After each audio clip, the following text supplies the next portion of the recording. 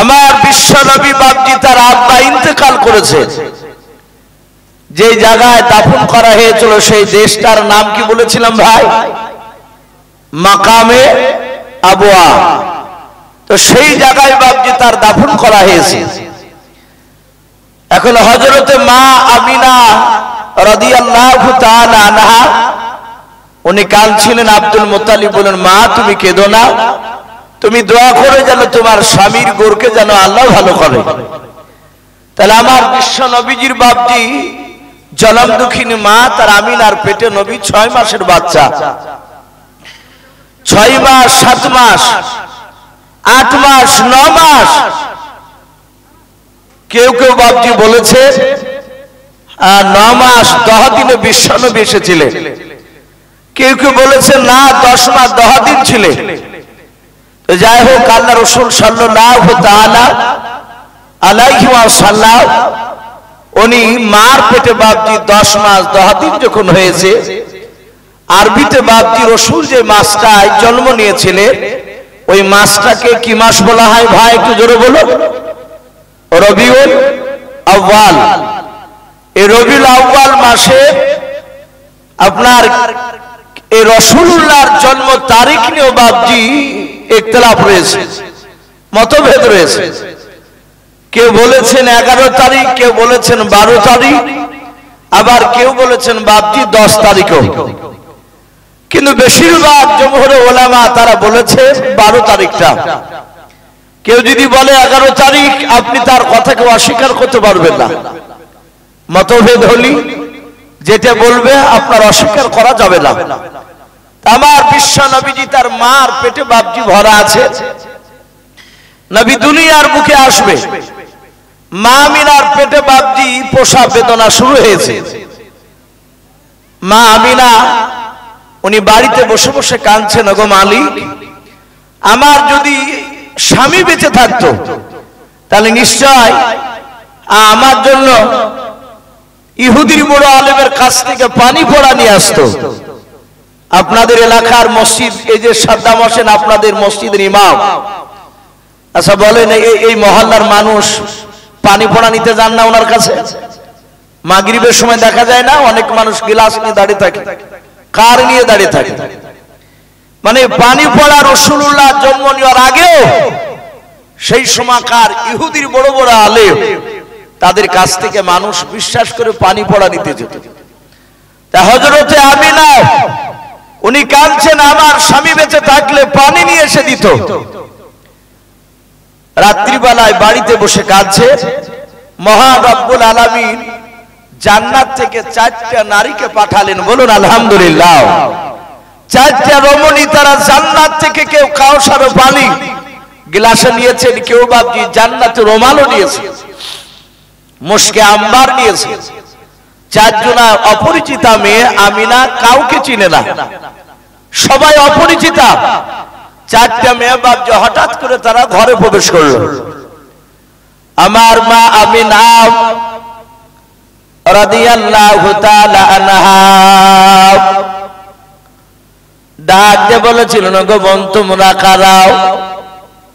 আমিনা অপরিচিতা মেয়ে 4টা দেখে বাপজার ভয়ে থরথর করে কাঁপতে লাগলেন।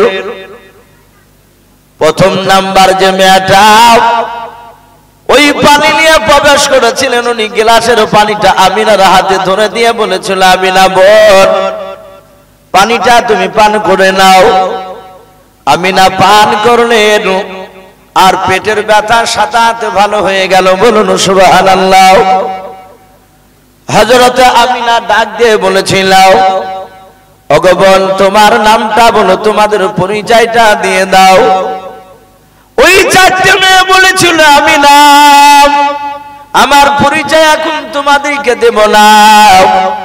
আমিনাকে ডাক দিয়ে বলেছিল, আমিনা এখন পরিচয় তোমাকে দেব না, যাবার সময় দিয়ে যাব, কিন্তু তোমার পেটে যে বাচ্চা ছেলেটা রয়েছে তার সম্মানার্থে আমরা এসেছি, বলুন সুবহানাল্লাহ।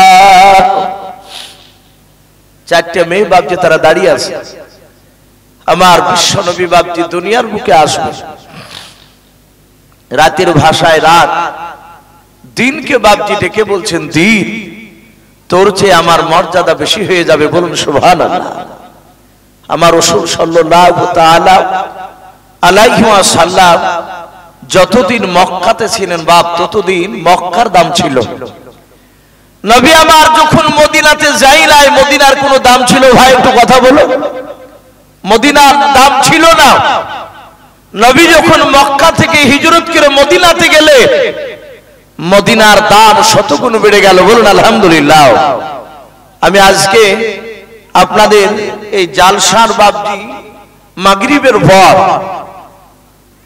কি এশার আগে কিংবা এশার পরে আপনাদের এই মক্তবের ছাত্রীরা বাবজি মাওলানা সাদ্দাম হোসেন সাহেব উনি নাটখোড়া ছিলেন। আমি ঘর থেকে শুনছিলাম একটা বাচ্চা মেয়ে মদিনা ভুলি না, মদিনা ভুলি না বলে একটা গজল বলছিল। এত সুন্দর বাবজি লাগছিল। আর আমরার লোকের মুখে বাবজি দেখেন গজলে বলে মদিনার ওই মাটি ফেলে চোখে দিতাম সুরমা বলে, বলে না? আচ্ছা কেউ বলে যে এই গ্রামের মাটি ফেলে চোখে দিতাম সুরমা বলে? তাহলে রাসূলুল্লাহ মদিনাতে যাওয়ার পর মদিনার দাম বেড়ে গিয়েছে। আমরা নবীর উম্মত হওয়ার জন্য এই উম্মতে মুহাম্মদীর দাম সমস্ত উম্মতের চেয়ে বেশি, বলুন আলহামদুলিল্লাহ। তা আমি বলছিলাম সেই নবী জনাবে মুহাম্মদ রাসূলুল্লাহ সাল্লাল্লাহু তাআলা আলাইহি ওয়াসাল্লাম তিনি দুনিয়ার বুকে বাবজি আসবেন, আমার বিশ্ব নবী আসবেন। তাই রাত দিনকে ডেকে বলছে, আচ্ছা বাপ এই সাইডে দাঁড়িয়ে না থেকে একটু যদি ভিতরে বসতে তাহলে একটা সন্না জিন্দা হতো। ভাই একটু বাপ আমার শোনা, আমার একটু জমে বসি, একটু ভালো লাগে। আমরা মাহফিলে একটু জমে বসলে তাহলে আপনার বলা হয়েছে দেখবেন মা বোনেরা মুরগিতে ডিম দিতে দিতে মুরগি ডিম দেওয়া বন্ধ করে দেয়। বন্ধ করার পরে দেখবেন আবার ওই মুরগির পেটের তলে ডিম দেয় বাচ্চা ওঠানোর জন্য। যে ডিমগুলো মুরগিটার পেটের তলে থাকে তাওয়া দিয়ে তাপ দিয়ে দেশে মুরগির বাচ্চা হয় ডিমে। আর যে ডিমটা বাইরে থাকে সেটা ঘোলা হয়ে যায়, যায় না, বাচ্চা ওঠে না। তা আমরা এই যে প্যান্ডেল করেছি ভাই, একটা চাটা একটা বর্ডার দেওয়া আছে, এর ভিতরে যদি না বসি তাহলে বাপজি সে ঘোলার মতোই হয়তো আমাদের দশা হতে পারে। দোয়া করবো আল্লাহ যেন সেই দশা আমাদের না করে। তো ভাই আমি বলছিলাম যে রাত দিনকে ডেকে বলছে দিন তোর চেয়ে আমার মর্যাদা বেশি হয়ে যাবে। দিন বলছে কেন? বলে জানিস যে রসুলকে সৃষ্টি না করলে গোটা পৃথিবীকে আল্লাহ সৃষ্টি করতেন না। সেই নবী রাত্রিবেলা আসবে, দিন তোর চেয়ে আমার মর্যাদা বেশি হয়ে যাবে। দিনের ভাষায় দিন রাতকে ডেকে বলছে রাত। সেই নবী কি জন্ম নিয়েছে? বলে নেয়নি, নিবে। দিন বলছে রাত শোন, রাত্রিবেলা যখন নবী জন্ম নেয়নি এখনো, রাতের বেলা আসবে না, দিনের বেলা আসবে। রাত তোর চেয়ে আমার মর্যাদা বেশি হয়ে যাবে। তাই কবি বলেন বাপজি রাত দিন দুজনায় ঝগড়া শুরু করেছে। তাই কবি বলে আজ নবীর জন্ম দিবস হায় রে মুমিন ভাই, আজ নবীর জন্ম দিবস হায়। ওই রাতে বলে আমার হবে, ওই দিনে বলে আমার হবে, রাতে দিনে ঝগড়া করে যায় রে মুমিন ভাই, আজ নবীর জন্ম দিবস হায়, আজ নবীর জন্ম দিবস হায় রে মুমিন ভাই, আজ নবীর জন্ম দিবস হায়। ভাইরা আমার বাবাজি মনে রাও, আমার আল্লাহ ডেকে বলে রাত দিন আমি এমন টাইমে নবীকে আমি দুনিয়ার বুকে পাঠাবো। রাত তুই দাবি করতে পারবি না যে রাতের বেলা এসেছে নবী আমার। ওরে দিন আমি নবীকে এমন টাইমে পাঠাবো, দিন তো দাবি করতে পারবি না দিনের বেলা এসেছে। দেখবেন বাবা ওই মুয়াজ্জিন বাপজি আযান দেয় ফজরে, আসসালাতু খায়রুম মিনান নাওম। যে টাইমে বাপজি মুয়াজ্জিন বলে ঘুমের চেয়ে বাপজি নামাজ হচ্ছে উত্তম, বলুন আলহামদুলিল্লাহ। বলে না ওই টাইম থেকে বাপজি সুবহ সাদিকের টাইম বলা হয়। না রাত না বাপজি দিন, সকালবেলায় আমার নবীজি নাভি কাটা অবস্থায় এবং খতনা অবস্থায় দুনিয়ার বুকে জন্ম নিলেন। জোরে বলুন সুবহানাল্লাহ। একেবারে খতনা অবস্থা, যেটাকে বাপজি বাচ্চা ছেলে আপনাদের এলাকায় কি বলেন আমি জানি না, আমাদের মুর্শিদাবাদ এলাকার ভাষায় আপনার মুসলমানি তাই বলে খতনা কিছু কিছু জায়গায়। তা আল্লাহ রাসূল খতনা অবস্থায় এবং নাভি কাটা অবস্থায় একদম মায়ের পেট থেকে বাপজি বেরিয়ে আসলেন। একটু জোরে বলুন সুবহানাল্লাহ। নবী আসার পরে মা আমিনা বলে আমি রাসূলুল্লাহ চেহারাতে তার নূরে দেখলাম একেবারে বুশরা শহর পর্যন্ত আলো হয়ে গিয়েছিল। বলুন আলহামদুলিল্লাহ। সেই নবীর আপনার বলা হয়েছে হযরতে আব্দুল মুত্তালিব তৎকালীন সেই জামানায় কাবা শরীফের তিনি মুতাআল্লি ছিলেন, মসজিদে ছিলেন উনি। ওনাকে খবর দেওয়া হলো যে তোমার বৌমা আমিনার পেট থেকে বাচ্চা হয়েছে, এমন একটা বাচ্চা যা পৃথিবীতে এরকম বাচ্চা দ্বিতীয় আর কোথাও দেখা যায় না। বলুন আলহামদুলিল্লাহ। আব্দুল মুত্তালিব ছুটে আসে, আসার পরে কোলে নিলেন। আব্দুল মুত্তালিব নাকে মুখে গালে চুমা দিচ্ছে, এত সুন্দর চেহারা। কিতাবে লিখেছে আমার আপনারা শুনেছেন ইউসুফ নবী জীবনীতে, ইউসুফ নবী আলাইহিস সালামের চেহারা দেখে তৎকালীন সেই জামানা মিশরের বাপজি 370টা যুবতী নারী তারা ইউসুফের চেহারা দেখে ফল কাটছিল। নবী ইউসুফের এত চেহারাও যে তারা ফল কাটতে কাটতে এই 5টা আঙুল তারা এই পর্যন্ত কবজি পর্যন্ত কেটে দিয়েছিল, তারা টের পায়নি। তারপরে জুলাইখা বলল, এই মিশরের যুবতীরাও তোরা যে বলছিলি যে না রানী জুলাইখা তার একটা গোলামের সাথে প্রেম করেছে, আমার বদনাম করছিলি, তার চেহারা দেখে তো আঙ্গুলগুলোকে কেটে দিয়েছি।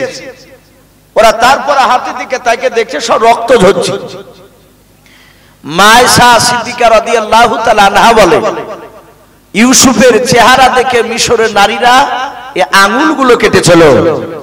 হযরত আয়েশা বলেন খোদার কসম, ইউসুফ নবীর জায়গায় ইউসুফ নবী না হয়ে যদি আমার পয়গম্বর রাসূল মুহাম্মদ সাল্লাল্লাহু আলাইহি ওয়াসাল্লাম যদি থাকতেন আর ওই মিশরের নারীরা তারা যদি রাসূলের চেহারা দেখে যদি ফল কাটতো, তারা আঙ্গুল হাত কাটতে কাটতে নিজের কলিজা পর্যন্ত কেটে ফেলতো, তবু তারা টের পেত না। জোরে বলুন সুবহানাল্লাহ। আর একটু জোরে বলবেন না সুবহানাল্লাহ। তাহলে এত আপনার আমার রাসূল বাপজি এত চেহারা, আমার বিশ্ব নবী দরুদ নবী আমার আমিনার কোলে আছে। সঙ্গে সঙ্গে আব্দুল্লাহর একটা বোন ছিল, তার নাম ছিল উম্মে আইমন, বলে নিয়েছে। কিতাবে লিখেছে আবুল আহাব বিশ্ব নবীর বাপজি আপন চাচা। এই আবুল আহাব বলে বাপজি তার কয়েকটা বাদী ছিল। ভাই একটু কান লাগাবে। হ্যাঁ, যদি একটু মোটামুটি ছেড়ে যদি যাব বলছি তাও হয়তো, যেমন মুফতি সাহেব বললেন যে অনেক ছেড়ে দিচ্ছে, তো যাই হোক যদ্দূর হোক হোক না, ইনশাআল্লাহ কালকে রাসূলুল্লাহর ইন্তেকাল শেষ, ইনশাআল্লাহ মেকআপ দিব আল্লাহ যদি বাঁচা রাখে। তো ভাই আমি বলছিলাম যে আবুল আহাবের কয়েকটা দাসী ছিল, তার মধ্যে একটা দাসীর নাম ছিল সুয়াইবিয়া। কি নাম বললাম? সুয়াইবিয়া। উনি প্রতিদিন সকালবেলায় বিছানা থেকে ফজরের সময় বাপজি উঠতো, উঠে উনি হয় হাঁটাহাঁটি করতো নালে কিছু করতো। আমাদের এলাকার কিছু মানুষ দেখেন একটু পেটটা মোটা হয়ে গেলে ফজরের দিকে মুয়াজ্জিন আজান দেয় আর ওদিকে রাস্তা রাস্তা দৌড়াদৌড়ি শুরু করে। মসজিদের পা দিয়ে 3-4 বার যায়, বেটা মসজিদে ঢুকে না। নামাজ পড়ে বেড়ে যদি বলে চাচা নামাজটা পড়তে গেলে হয় না, বলে বাপ বুঝতে তো পারছো। তাহলে ও নামাজ বাদ দিয়ে পেট কমানোর লেগে বাপজি রাস্তা দিয়ে ঘুরছে। কিন্তু আবার অনেক মানুষ দেখা যায় নামাজ না পড়লো, কিছু মানুষ বলে যে ভাই ফজরের সময় ঘুম হয় না, আর ফজরের টাইমে যারা উঠে দেখবেন ওখানে ওই সময়তে একটা নূরের বাতাস বহায়। বলুন আলহামদুলিল্লাহ। যে বাতাসকে আপনার শরীরে লাগলে গোটা দিন শরীর পাতলা থাকে। কিন্তু তো আমাদের ঘরের ছেলেরা তো বুঝে না, এদের সকালই তো বাপজি 9টা পর্যন্ত সকাল হয়, সকাল 9টার সময়তে যদি ডাকে বলে মা এখনো ঘুম আসছে ডাকো না, অনেক সময় রেগে যায়, মানে 9টা 10টা বাজলো তার সকাল হয় না। তো সোয়াইবিয়া প্রতিদিন কেন না সেদিনে উঠেছে, ওঠার পর দেখছে আসমান থেকে বাপজি যে রডের লাইট দেখতে পাচ্ছেন 6টা, এরকম ঠিক লাইটের 6টা আসমান থেকে একেবারে আব্দুল্লাহর ঘরে অর্থাৎ আমিনার ঘরে একদম কুটুরিতে এসে পড়েছে। আমিনা তাকে দেখলেন, এরকম তো আলা দেখা যায় না। উনি একটু কাছাকাছি গিয়ে দেখছে, যে একটু বেরিয়ে ভালো করে মাথাটা উঁচু করে দেখছেন আমিনার ঘরের আশপাশে মানুষ মনে হচ্ছে গিজ গিজ করছে। উনি দেখলেন আমি আব্দুল মুতালিবের কাছে যাই, আবু লাহাবের কাছে যাই, যা দেখছে তা আবু লাহাব ঘুমিয়ে আছে আর আবু লাহাবেরই দাসী বান্দি। উনি চিন্তা করলেন আর বিনামতিতে না গেলে, বিনামতিতে যদি চলে যায় তাহলে তো আমাকে জানতে পারলে মারবে, আর অনুমতি চাইতে গেলে ঘুমের ব্যাঘাত ঘটবে, আবার মারবে আমাকে। তো উনি চিন্তা করলেন না আমি ডাকছি না, আমি যা দেখে আসি আমিনার বাড়িতে এত মানুষ কেন, কোনো বিপদ ঘটলো নাকি, আর ওর বাড়িতে এরকম লাইটের 6টা কেন পড়ছে আসমান থেকে। কাছে যত যাচ্ছেন তো ওই লোকগুলো কার দেখতে পাচ্ছেন না ভাই। তাফসীরে বাপজি মারিফুল কোরআন এসেছে, ওই রসুলের কাছে বাপজি আল্লাহ তরফ থেকে নবী যখন জন্ম নেয় সেই দিন 1 নয় 2 নয় 70,000 রহমতের ফেরেশতা নবীকে সালাম দিতে এসেছিলেন, বলুন আলহামদুলিল্লাহ। হযরত আমিনা কাছাকাছি গিয়ে দেখে বাড়ির ভিতরে মানুষ আনাগোনা করছে, বাচ্চা হলে একটা বাড়িতে হইচই হবে, যা বলছেন কি হলো গো বাড়িতে, বলে আমিনার বাচ্চা হয়েছে। হযরত আব্দুল মুতালিব বললেন ওগো সোয়াইবিয়া, আমার মনে হয় এত সুন্দর বাচ্চা তুমি দেখো না, দেখো গো আমার আমিনা কোলে নিয়ে আছে। সোয়াইবিয়া কাছে গিয়ে দেখছেন সত্যি পূর্ণিমার চাঁদ, বলুন আলহামদুলিল্লাহ। হযরত সোয়াইবিয়া আমিনাকে বলছেন বোন এই বাচ্চাটা তুমি কি দিবা না? আমার বিশ্বনবী দুনিয়াতে জন্ম নেওয়ার পরে আপনার এখানে অনেক বাপজি ভাই আছেন, অনেকই জীবনী শুনেছে, আপনাদের কারো জানা আছে নবী কটা মেয়ের দুধ পান করেছিল বাপ? দুনিয়ার বুকে রসুল জন্ম নিয়ে কটা মেয়ের? রসুল সাল্লাল্লাহু তাআলা আলাইহি ওয়াসাল্লাম উনি 4টা মেয়ের দুধ পান করেছিলেন, জোরে বলুন সুবহানাল্লাহ। কটা বললাম? আজ থেকে মনে থাকবে তো। রসুল আমার 4টা মেয়ের দুধ পান করেছিলেন, তাও প্রমাণ দিচ্ছেন কোন কোন মেয়ের দুধ পান করেছিলেন। প্রথমেই জন্ম নিয়ে দুধ পান করেছিলেন মা আমিনার। আমিনার দুধ পান করিয়েছেন, কোলে নিয়ে সোয়াব করছেন, আর সোয়াইবিয়া যে হাজির ওই আবু লাহাবের বাদী, যা বলছেন বোন এই বাচ্চাটা একটু কোলে দিবা না? আমিনা বলে কেন দিব না? বাচ্চাটাকে কোলে নিয়ে সোয়াইবিয়া চিন্তা করলো আহারে এই ছেলেটা বড় হওয়ার পর লোকে প্রশংসা করবে, এত দামি চেহারা, আমি যদি এর মুখখানে আমার স্তন থেকে যদি একটু দুধ বার করে খেয়ে দিতে পারি, তাহলে লোকেরা যখন ওকে সোয়াব করবার সবার ওজন প্রশংসা করবে, তখন আমি বলবো যে ওই বাচ্চাটাকে আমি আমার দুধ পান করিয়েছি। আপনাদের এই গ্রামে যদি কাবা শরীফের ইমাম যদি কারো বাড়িতে চলে আসে, আনন্দ বাপজি কার কাছে যে বলবে না তা ঠিক পাবে না, যে উনি আমার বাড়িতে এসেছিলেন। হযরত আমিনাকে বলল, সোয়াইবিয়া বলল কেন দিব না, নাও। সোয়াইবিয়া রাসূলুল্লাহকে নিয়ে তার স্তনে মুখে লেগে দুধ পান করালো। কথা হলো 2টো মেয়ে। 3 নাম্বার ওই যে আব্দুল্লাহর বোন ওই উম্মে আইমন, উনি চিন্তা করছেন যে আমিনার সাথে আমি ছোট থেকে বেড়াই, আর সেই আমিনার বাচ্চা দুধ পান করেন একটা আবু লাহাবের দাসী এসে, আর আমি তার সাথে বান্ধবীর মতো থাকি, আমি কেন পারবো না?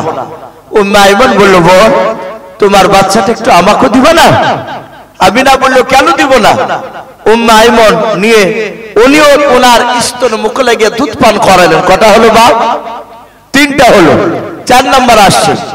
এইদিকে বাপজি 4টে মেয়ে, তারা রাসূল সাল্লাল্লাহু তাআলা আলাইহি ওয়াসাল্লামকে স্বাগতম জানানোর পরে এই 4টে মেয়ে যারা ওই জান্নাত থেকে এসেছিল, তারা সোজা বেরিয়ে চলে যাচ্ছে।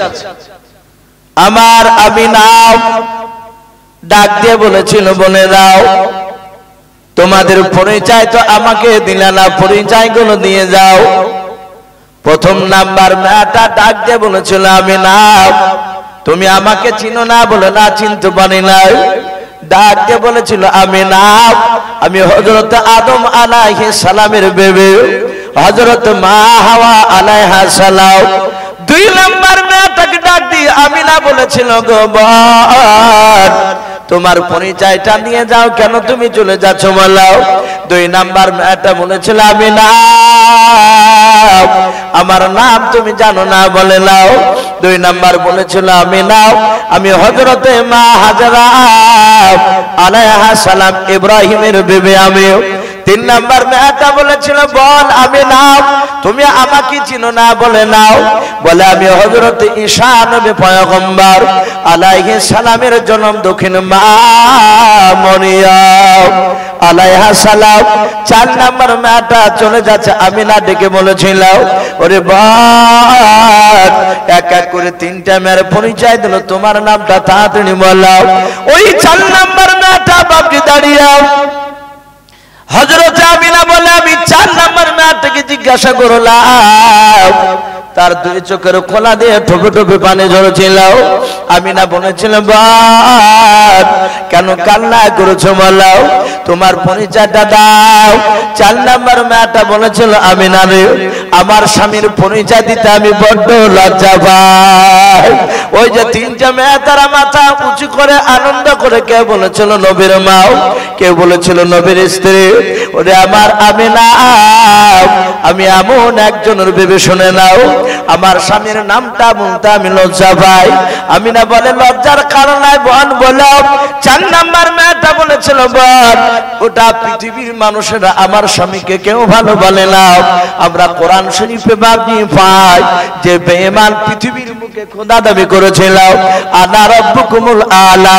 ওই বেঈমান ওই ফেরাউনের বিবি হযরত আসিয়া আলাইহা সালাম বলুন সুবহানাল্লাহ। আসিয়া বললেন আমি সে আসিয়া। চারটা মেয়ে বাপজি বলে অদৃশ্য হয়ে গেল। আমার বিশ্বনবী আমিনার বাড়িতে 4 দিন বাপজি থাকলেন। কে বলেছেন 5 দিন কার দিন। 5 দিন থাকার পরে হযরতে আব্দুল মুত্তালিব বলেন মা আমিনা তোমার ছেলেকে আর মক্কাতে রাখা যাবে না। বলে কেন? মাকাবি নবুয়াত বলে বাপজি একটি কিতাব এবং সিরাতে হালবে সে কিতাবটি তো এসেছে। মক্কা নগরে তৎকালীন সেই জামানায় একটা মানুষের ভিতর একটা আতঙ্ক সৃষ্টি হয়েছিল এবং একটা দূষিত বাতাস চলতো। আরবিতে লুহ বাতাস বলা হয়েছে, লাম ওয়াও হা। লুহ শব্দের অর্থ হচ্ছে দূষিত বাতাস। মক্কা নগরে বাচ্চা জন্ম নেওয়ার পরে 3-4 মাস থাকলেই বাচ্চার শরীরে আপনা আপনি ফুসড়ি হতো, ওটা গেলে গিয়ে পচা ধরতো। পচা ধরে বাচ্চা বেশ কয়েকটা মারা গিয়েছিল। তৎকালীন সেই জামানার বিশেষজ্ঞ যারা ব্যক্তি তারা বলল মক্কা নগরে বাতাস এ আবহাওয়া খারাপ, এখানে রাখা যাবে না বাচ্চা। তো দেশের লোকেরা মিটিং করে বলল মক্কাতে যেসব বাচ্চারা যার মারা বাচ্চাকে জন্ম দিবে ওই সব বাচ্চাকে মক্কার বাইরে দাইমাদেরকে পাঠিয়ে দিতে হবে, প্রচার করে দাও এলাকায়। মক্কার বাইরে থেকে যেসব মেয়েদের বাচ্চা আছে জন্ম দিয়েছে দুধ খায় সেসব মায়েরা এসে বাচ্চা নিয়ে গিয়ে একই সাথে 2টো বাচ্চা মানুষ করবে, একটা মক্কা আর একটা ওদের বাচ্চা। 2 বাচ্চা মানুষ হবে, ওদের নিজেরটা হবে আর মক্কা থেকে যে নিয়ে যাবে এই বাচ্চা বিনিময়ে তারা মোটা অঙ্কের টাকা পাবে। এ একটা প্রথা বাপজি সেই সময় চলতো। আর মানুষের আতঙ্ক ধরে গেলে যে কয়েক বছর হয়ে গেল বাপজি এনআরসি মানুষের এমনই আতঙ্ক ধরেছিল, একটু যদি বাপজি খুব করে কেসেছে আর অমনি ওখানকার লোক দেখছো একটা জায়গার বাসের ড্রাইভার পর্যন্ত নেমে বাপজি পালিয়ে গেছে। খুব খুব করে হুকুম কাশি শুরু হয়ে গেছে, থামছে না আর সব রুমাল বার করে ধরে দৌড়াচ্ছে। তাহলে এই যে একটা আতঙ্ক যে ওর হয়তো ভিতরকার করোনা আমার ভিতরে চলে আসে, তো মক্কা থেকে বাপজি এরকম ভয় ছিল। তাই আব্দুল্লাহ বিবি আমিনা বললেন ওগো আব্বা তাহলে বাচ্চা কে নিবে বলে তা জানি না, কিন্তু চলো আমরা রাস্তা ধরে দাঁড়াই। 4-5 দিনকার দিন সকালবেলায় যেমন আপনাদের রোডের ধার এইরকম রাস্তা ধারে বাপজি দাঁড়িয়ে আছে। আমিনা কোলে নিয়ে আছে বাচ্চাকে আর আমিনার শ্বশুর মশাই আব্দুল মুত্তালিব দাঁড়িয়ে আছেন দাইমাকে দিবেন। হঠাৎ করে বাপজি দেখলেন একটা দাইমা আসলো, যে দাইমাটার নাম কেতাবে লিখেছে রোকিয়া বিনতে আবু জোহাস। এই রোকিয়া দাইমাটা আসার পরে হযরতে আমিনাকে বলল, বোন এই বাচ্চা কার? বলে বাচ্চা আমার। বলে আরে এত সুন্দর বাচ্চা, একটু দাও, আমি একে নিয়ে যে লালন পালন করবো, আমি দাইমা হিসাবে নিয়ে যাব, তুমি কি দিবা না? আমিনা বললেন যে আমি দেওয়ার জন্য নিয়ে দাঁড়িয়ে আছি। রোকিয়া মেয়েটা নবীজিকে কোলে নিলাও, নেওয়ার পর গালে মুখে বাপ যে চুমা দিতে দিতে তার সোহাগ করার উপর লাস্টে বেলা রোকিয়া বলেছিল, বোন আমিনাও তাড়াতাড়ি বলো এই ছেলের আব্বা পৃথিবীর বুকে কি কাজ করে বলা। হযরতে আমিনা কান্না করতে লাগলেন, ডাক দিয়ে বলেছিল, বোন কান্না কেন করেছো বলাও, এই ছেলে দুনিয়ার বুকে কি কাজ করে বলাও।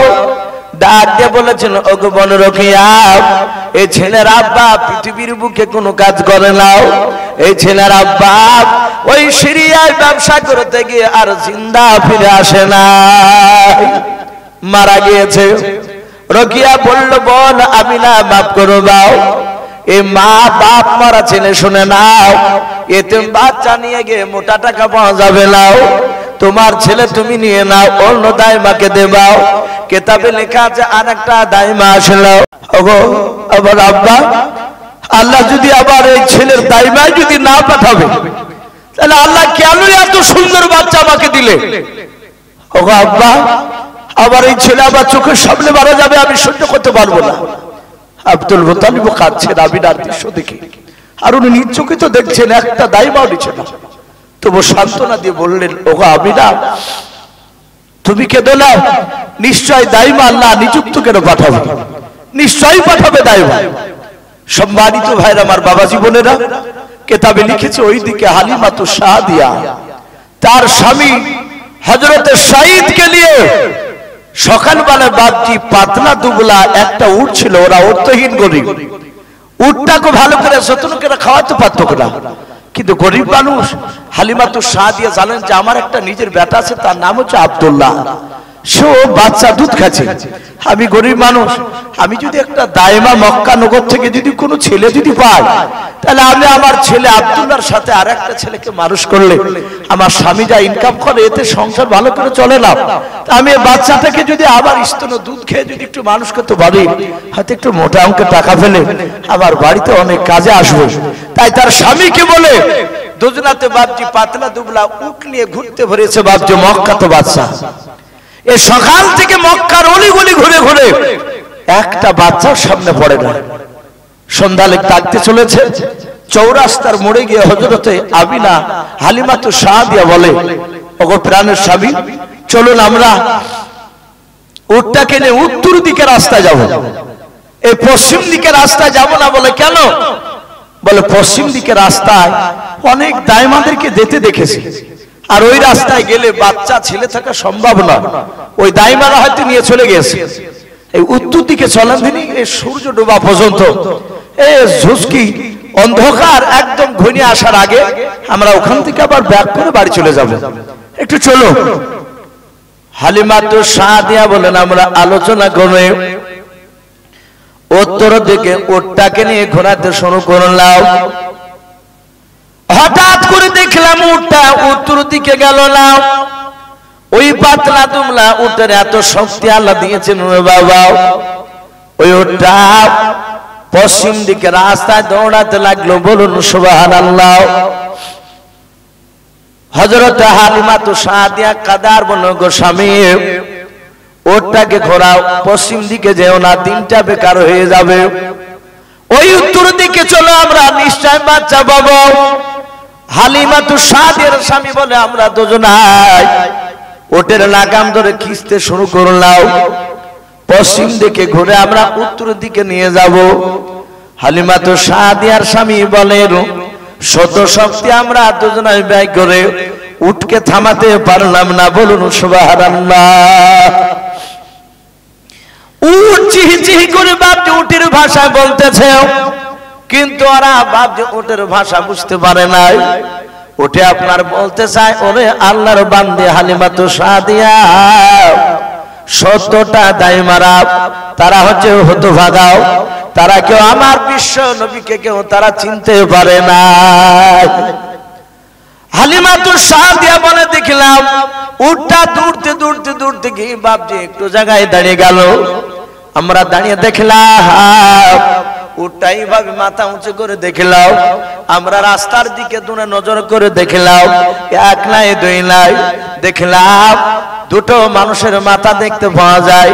উটটা দৌড়ে গিয়ে আমার বিশ্ব নবীর কাছে যাওয়ার পর মাথা নত করে বাবা উটের ভাষা হাই, উট নবীজিকে সালাম জানালেন। জোরে বলুন সুবহানাল্লাহ, বলেন আর তাকবীর। উট কি জানে না ইনি আখিরি জামানার রাসূলটা? ও চিনতে পেরেছে যিনি আখিরি জামানার রাসূল। উটে চিহি করে সালাম দিলে। হালিমাতু সাদিয়া বলে, আমার গোটা শরীর থেকে ঘাম বাড়া চলে, আমি উটকে ধরে রোখার চেষ্টা করেছিলাম, আমরা হেঁপে গিয়েছিলাম, এলে গিয়েছিলাম, উটটাকে রুখতে পারি নাই। যখনই আমিনার কাছে গেলাম, হাতখানা বাড়িয়েছি, রাসূলুল্লাহ আমার দিকে তাকিয়ে মৃদু মৃদু হাসছিলেন। বলুন সুবহানাল্লাহ। হযরতে আসিয়া যেমন ফেরাউনকে সাথে করে নিয়ে ওই যে নীল দরিয়ার বালাখানায় ওনারা বসেছিলেন, আর মুসা নবী আলাইহিস সালামের যে ওই তক্তা বিশিষ্ট যে বাক্সখানা, ছোট্ট বাক্সের ভিতর মুসা নবী ভরা ছিলেন, ফেরাউন ধরতে পারল না, আসিয়া হাতটা কানার উঠে গেল। আসে বলেন, আমি ডালা খুলে যাহাতে তাকিয়েছি, মুসা নবীকে দেখলাম তার গোটা শরীর ঢাকাও, শুধু মুখখানা শুধু কাপড়ের বাইরে, যাহাতে তাকিয়েছি। আর মুসা নবী ফিরিক ফিরিক করে বাপটি মৃদু মৃদু হাসছে। আসে বলে, ওই হাসিতে আমি মুগ্ধ হয়ে গিয়েছিলাম। বলুন আলহামদুলিল্লাহ। দ্বিতীয় বলেন, আমি একে বেটা বলে মালুম। অনেক লম্বা ঘটনা, ওদিকে যাব না।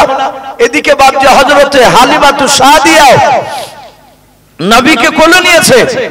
হালিমা বলেন, আমার গোটা শরীরখানা সাতা হাতে শীতল হয়ে গেল। বলুন আলহামদুলিল্লাহ, ঠান্ডা হয়ে গেল। হালিমা বলেন, আমি চুমা দিচ্ছি ছেলেকে নিয়ে, এত সুন্দর ছেলে। আর ওই সময় দেখলেন বাবা আমিনা কান্না করতেছে। হালিমা ডাকতে বলেছিল, বোন আমিনাও, আমি তোমার ছেলেকে চুমা দিচ্ছি আর তুমি কেন কান্না করছো বলো?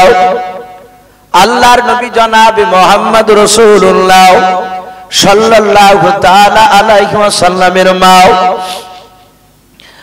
ডাক দিয়ে বলেছিল, বোন হালিমা, তুমি যেইভাবে চুমা দিচ্ছ না বাহার, এইভাবে শুনে নাও, তোমার আগে 70টা দাইমা তারা চুমা দিয়ে কেউ নেয় না। আমি মনে মনে ভাবতে যে তুমি চুমা দেওয়ার পর শেষের বেলায় ফেরত নিয়ে চলে যাবা। হালিমা সব কথা বাপজি শুনলেন। শোনার পর হালিমার নিজের কাপড়ের আঁচল দিয়ে আমিনার চোখ দুটো মুছিয়ে দিয়ে বলেন, বল আমি হচ্ছি অর্থহীন গরিব মানুষ, ওরে আমিনা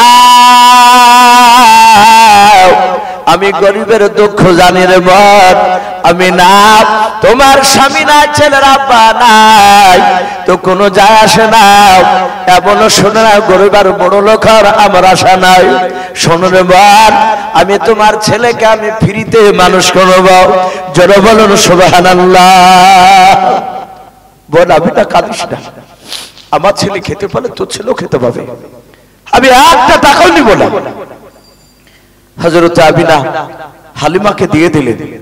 হালিমা বলেন, আমি রাসূলকে নিয়ে রাস্তা দিয়ে চলতে শুরু করলাম। নবীকে নিয়ে যাচ্ছি, যে উট হাঁটতে পারছিল না। আমি মক্কার অলিগলিতে 8 ঘন্টা চলার পরে উটকে আরো 8 ঘন্টা রেস্ট দিতে হতো, আরাম খাওয়াতে হতো। আর সেই রাস্তা উঠে এত দ্রুত গতিতে চলছে, কি ভাবছি চলবে না?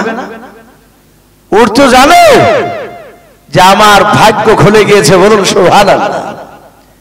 ওর জানে যে আমার পিঠে সারা পৃথিবীর শ্রেষ্ঠ রাসূল চেপে আছে। এর চেয়ে আর পৃথিবীতে ভাগ্য আছে ভাই? এর চেয়ে দামি জিনিস আর থাকতে পারে না। ও দৌড়াচ্ছে, সম্মানিত ভাইরা আমার, বাবা জীবনেরা, হালিমা বলেন আমি বাড়িতে যখন ঢুকছিলাম, আমার বাড়িতে 6 থেকে 7টা ছাগল ছিল। যে ছাগলকে পেট ভরে খাওয়াতে পারতাম না, আমাদের এলাকায় ঘাস খুব কমই দেখতে পাওয়া যেত, খুব কম। তো ছাগলের স্তনগুলো শুকিয়ে থাকতো। আমি যখনই গেলাম রসুলকে নিয়ে, দেখলাম আমার ওই ছাগলগুলো, আমি যাওয়ার আগেই ছাগলগুলো দাঁড়িয়ে আছে, আর স্তনে দেখছি বিনা ঘাসে, বিনা খাওয়াতে পেট ভরে স্তনে দুধে ভরপুর হয়ে আছে। জোরে বলুন সুবহানাল্লাহ। এ কার বরকত? জোরে বলুন বাপ। এ নবীর বরকত। হালিমা বলে পা দিয়েছে আর বাড়িতে বরকত শুরু হয়ে গেছে। হযরতে সাইদ বলছে, রে হালিমা, অনেকক্ষণ ধরেই তো আদর করছো ছেলেকে, সেই সকাল থেকে ছেলেটা দাঁড়িয়ে ছিল, আমরা নিয়ে এসেছি মক্কা থেকে, ছেলেটাকে ক্ষুধা লেগেছে, একটু খেতে দাও তো।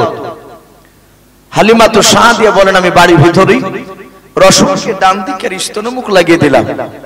নবী টানতে লাগলেন, খেতে লাগলেন, যাহাতে ডান দিকের স্তনটা খাওয়া হলো।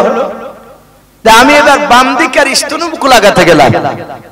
জানি না আমাদের মুর্শিদাবাদের বাপজি মা বোনেরা বাচ্চা যখন হয় তখন দুধ পান করায়, তখন ওই বৌমাদের দাদিমা যদি থাকে, অনেক লাতির বুড়া হয়তো দুধ খাওয়াচ্ছে, তো দেখা যায় অনেক মেয়েরা একটা দুধ খেয়ে আর দ্বিতীয় দুধকে খাওয়াতে যায় না। তখন ওই বয়স্কা মেয়েরা বলে, এই ভাত খাওয়ালি কই, তরকারি খাওয়ালি না? বুঝতে পেরেছেন? এটা মুর্শিদাবাদের ভাষা, যে ভাত খাওয়ালি তো তরকারি খাওয়ালি না। হালিমা তো সাঁ দিয়ে বলেন আমি বাম দিকের স্তনে মুখ লাগাতে গেলাম। এত চেষ্টা করে রসুল বাম দিকের স্তনে মুখ লাগিয়ে দুধ পান করলেন না। বলুন আলহামদুলিল্লাহ। কারণ রসুলকে আল্লাহ রাব্বুল আলামিন জানিয়ে দিয়েছে ইলহামের দ্বারা, হে রসুল, খাওয়া যাবে না, আপনি ডান দিকেটা খাবে। আর যেই মার দুধ পান করছেন তার আরেকটা নিজের বাচ্চা আছে, তার নাম হচ্ছে আব্দুল্লাহ, সে তোমার দুধ ভাই, সে বাম দিকের স্তনে মুখ লেগে সে দুধ পান করবে। বলুন সুবহানাল্লাহ। হালিমাতুস সাদিয়া বলে যতদিন দুধ পান করে নাও খোদার কসম, নবী ডান দিকে ছাড়া বাম দিকে খাই নাই। রসুল 2 বছর, 3 বছর, 4 বছর বাপজি হতে চলল। ক বছর বললাম বা? 4 বছর। আমার বিশ্ব নবী রাত্রিবেলা শুয়ে যখন থাকে তখন দেখতে পায় রাসূলুল্লাহর ওই দুধ ভাই আব্দুল্লাহ হালিমার ছেলে সারা দিন বাড়তে থাকে না। সন্ধ্যা লাগে তখন এসে খাওয়া দাওয়া করে রাসূলের কাছে গিয়ে বিছানায় শোয়, নবীর কাছে শুয়ে নবীর গলাকে ধরে জোরে ধরে শুয়ে থাকে। রাসূল বলছেন, ভাই আব্দুল্লাহ, সারা দিন তোমাকে দেখতে পাওয়া যায় না, রাত্রিবেলা এসে আমার গলা জড়িয়ে ধরে ছাড়া শোও না, ব্যাপারটা কি? তুমি থাকো কোথায়? আব্দুল্লাহ কাঁদছেন আর বলছেন, ভাই আমি খুব গরিব মানুষ, আমার মা আমাকে সকালবেলায় 6টা ছাগল আছে, ওই ছাগলকে ধরে দিয়ে পাড়ার বন্ধুদের সাথে সাথ ধরে দেয়, সারাদিন ছাগল চড়ায়, মা খাবার বেঁধে দেয়, পানি বেঁধে দেয়, ভোগ লাগে তখন মাটি খেয়ে পানি খায়, সন্ধ্যার আগে বাড়ি আসে, গোটা শরীর ক্লান্ত হয়ে থাকে। ভাই যখনই তোমার শরীরে স্পর্শ করে গলা ধরি আর গোটা সারা দিনকার ব্যথা দূর হয়ে যায়। জোরে বলুন সুবহানাল্লাহ। উনি তো জানছেন না যিনি আখিরি জামানার রাসূল, তার বাড়িতে সোনার পূর্ণিমার চাঁদ শুয়ে আছে, যে নবী দুনিয়ার বুকে হাসলে জান্নাতের মর্যাদা বৃদ্ধি হতো। বলুন সুবহানাল্লাহ। নবী যতবার হাসতে ততবারই জান্নাতের মর্যাদা আল্লাহ বাড়ি দিতেন। বলুন আলহামদুলিল্লাহ। রাসূল দুনিয়াতে কাঁদলে জাহান্নাম